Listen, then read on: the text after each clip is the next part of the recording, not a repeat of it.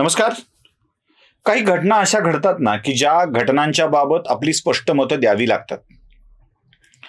सगळ्याच गोष्टी योग्य घडतात असं नाही, ज्या अयोग्य घडतात त्या पण सांगायला हव्यात आणि जे जे काही अयोग्य घडलंय ते मांडायला हवं.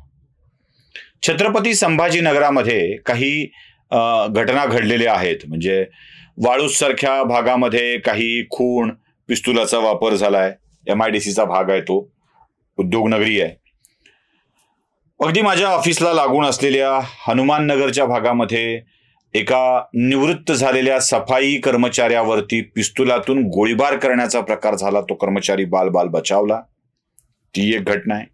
आणि अगदी काल परवा बायजीपुऱ्याच्या भागामध्ये एक आरोपीने म्हणजे राम मंदिर जाळपोळ प्रकरणातील आरोपीने दुसऱ्या एका समानधर्मीय व्यक्तीवर, मुस्लिम व्यक्तीवर गोळीबार केला आणि थेट छातीत गोळी लागून त्याचा मृत्यू झाला.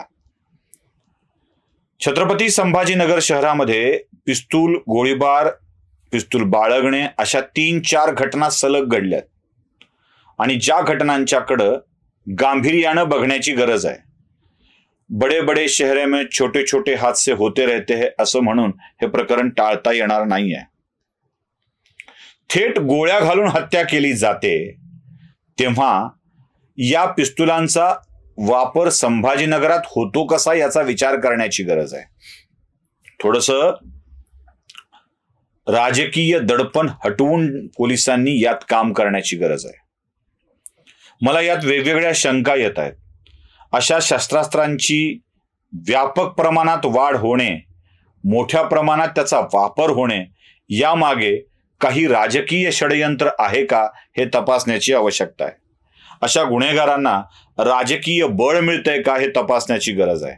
राज्याचे गृहमंत्री देवेंद्र फडणवीस या प्रकरणात नक्कीच लक्ष घालतील याची खात्री आहे.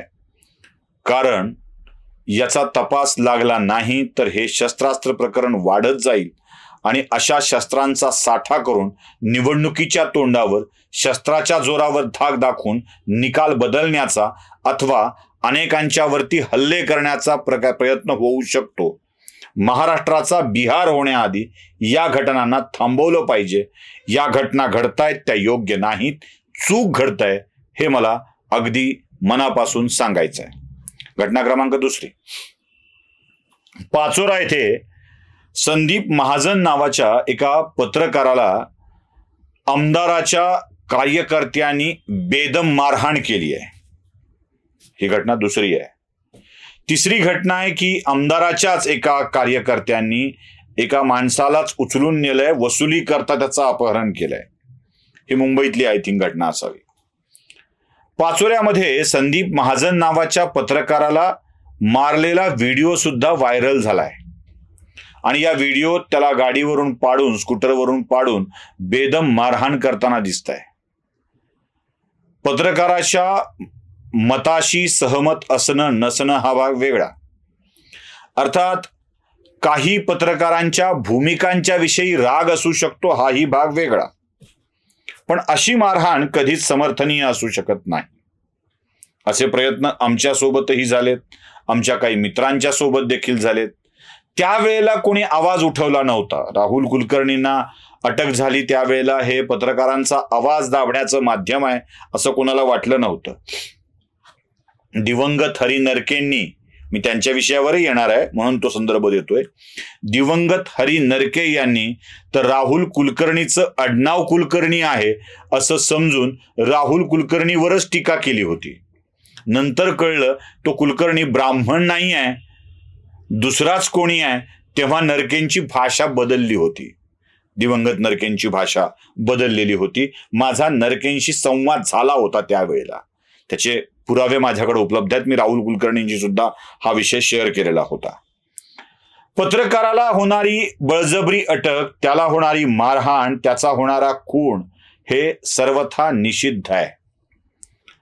या राज्यात पत्रकारांच्या वरती हल्ले होणार असतील तर जशी टीका उद्धव ठाकरेंच्या सरकारवर आम्ही केली होती तशीच टीका एकनाथ शिंदे, देवेंद्र फडणवीसांच्या सरकारवरती देखील करायलाच हवी.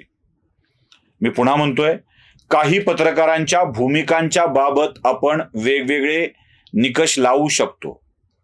अगदी राग येणाऱ्या भूमिका असतात. मी घोषित केलंय मी पत्रकार नाही आहे, मी युट्यूबर आहे, माझ्या भूमिका मी युट्यूबवर मांडतोय, मी पत्रकारिता करत नाही. त्यामुळे संदीप महाजन युट्यूबवर पत्रकारिता करत असतील तर ते पत्रकार असतील, पण अशा स्वरूपाची मारहाण करणं सर्वथा अयोग्य आहे.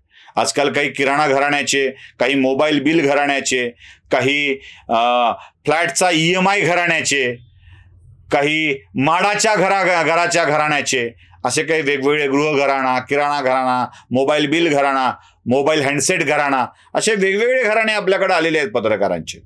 त्यातल्या पत्रकारांच्या भूमिका जो देता व नेता अशा असतात. जो नाही देता त्याला काय म्हणायचं नंतर सांगतो. पण जो देता व नेता म्हणणाऱ्या पत्रकारांना सुद्धा मारहाण करणं अगदी योग्यच नाही. आपल्या भूमिकेशी विसंगत भूमिका कोणी मांडताय म्हणून पत्रकाराला मारहाण केली जात असेल तर अशा मारहाण करणाऱ्यावर कारवाई व्हायलाच हवी. मी संदीप महाजन यांना झालेल्या मारहाणीचा निषेध व्यक्त करतो आणि जे घडतंय ते चुकीचंच घडतंय हे स्पष्टपणे सांगतो. अगदी दिलेले पैसे वसूल करण्यासाठी एका उद्योजकाचं अपहरण करणे हा सुद्धा प्रकार चुकीचाच आहे आणि याच्यावरही कार्यवाही व्हायलाच हवी. पुढचा मुद्दा आहे, हरी नरके यांच्या मृत्यूनंतर अनेकांनी ज्या स्वरूपामध्ये भावना व्यक्त केल्या त्याही चिंताजनक आहेत.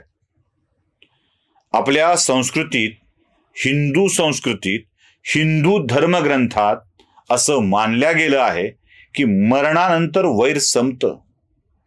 हरी नरकेंशी वैचारिक मतभेद अनेकांचे होते. मी कौतुक करतो आमच्या वर्गमैत्रीण सुषमा अंधारे यांचं. हमसून हमसून रडल्या त्या. हरी नरकेंच्या निधनाच्या वेळी त्यांच्या अंत्यदर्शनाला गेल्यावर त्या हमसून हमसून रडल्या. त्याच्या आधी सुषमा अंधारे आणि हरी नरके यांच्यामध्ये कधीच जमलेलं नव्हतं. फेसबुकवर ते वॉर रंगलेलं होतं. भाषणातून फेसबुकवर हरी नरकेंच्या भूमिकांचा प्रचंड विवाद घडलेला आहे सुषमा अंधारेंच्या सोबत. पण गेल्यानंतर मात्र हमसून हमसून रडल्या. मेल्यानंतर त्याच्या आत्म्याला सद्गती मिळो, शांती मिळो अशी प्रार्थना करण्याची आमची हिंदू धर्माची संस्कृती आहे. अर्थात ही संस्कृती अनेक जण मरणानंतर पाळत नाहीत, हाही महत्वाचा भाग आहेच आहे. सावरकरांच्या विषयीचं वैर अनेकांच्या मनातून अजून संपलं नाही, जसं गांधींच्या विषयीचं वैर देखील संपलेलं नाहीये. आगरकर, टिळक यांच्या विषयीचं वैर अनेकांच्या मनातून अजून संपलेलं नाहीये.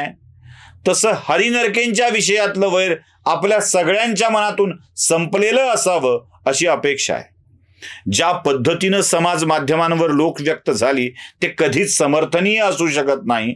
ते चुकीचंच आहे असं माझं व्यक्तिगत मत आहे. ज्या कोणाला माझ्या मताशी असहमती वाटते त्यांना असहमती ठेवण्याचा अधिकार संपूर्णतः आहे. म्हणजे तुमच्या असहमतीच्या मताशीही मी सहमत आहे आणि सहमतीच्या मताबद्दलही तुमचा आभारी आहे.